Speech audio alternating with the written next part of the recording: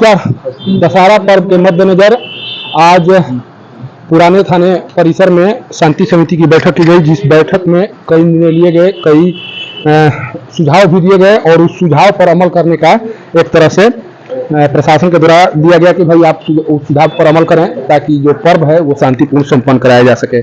हमारे साथ अभी एसडीएम सर हैं, उनसे बात कर जाने की कोशिश करेंगे कि सर क्या कुछ सुझाव दिया गया है, किस तरह से पूजा संपन्न कराने की तैयारी आप लोगों के स्तर से की गई है। सर देखिए, साफ सफाई एवं अन्य जो नगर के अंदर जो व्यवस्थाएं होती हैं उसको रिड्रेस करने के लिए संबंधित पदाधिकारी यहाँ उपस्थित थे। वो भी लोगों के कंसर्न से भली भांति अवगत हो गए। इस संबंध में उनके द्वारा बताया भी गया कि ठोस सकारात्मक कदम उठाया जा रहा है। जहाँ तक अन्य नॉर्म्स का सवाल है, डीजे पूर्णतः प्रतिबंधित रहेगा और लाइसेंस निर्गत करने की प्रक्रिया चल रही है और उसके संबंध में तुरंत कंप्लीट कर लिया जाएगा। आखिर जो जिस तरह से गतिरोध दिखाई पड़ा, डीजे जो संचालक हैं उनके मन में रहे कि भाई नहीं, हम जो व्यवसाय कर रहे हैं कहीं न कहीं सरकार के आदेश से मेरा व्यवसाय प्रभावित होगा। आखिर ये पहले से किया गया होता कि नहीं आपको इस तरह से करना है, या गाइडलाइन देने के बाद भी अगर इस तरह से कर रहे हैं तो फिर एक गतिरोध बनता हुआ दिखाई पड़ रहा है। क्योंकि ये पूजा का समय है और इस तरह का अगर गतिरोध बनेगा तो उसका असर पूजा पर कहीं न कहीं पड़ेगा।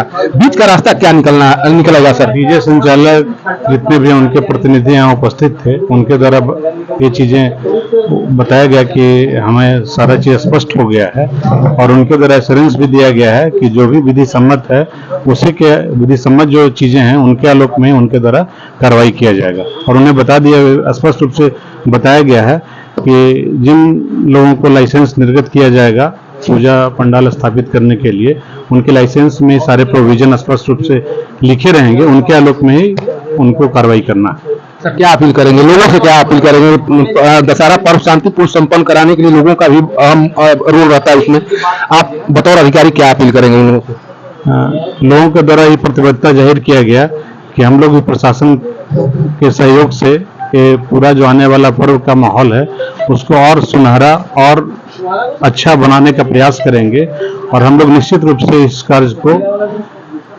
एक तार्किक परिणति तक ले जाएंगे और एग्जाम्पल सेट करेंगे कि जो सासाराम में जिस ढंग से मनाया गया फ्यूचर में वो एक मिसाल होगा।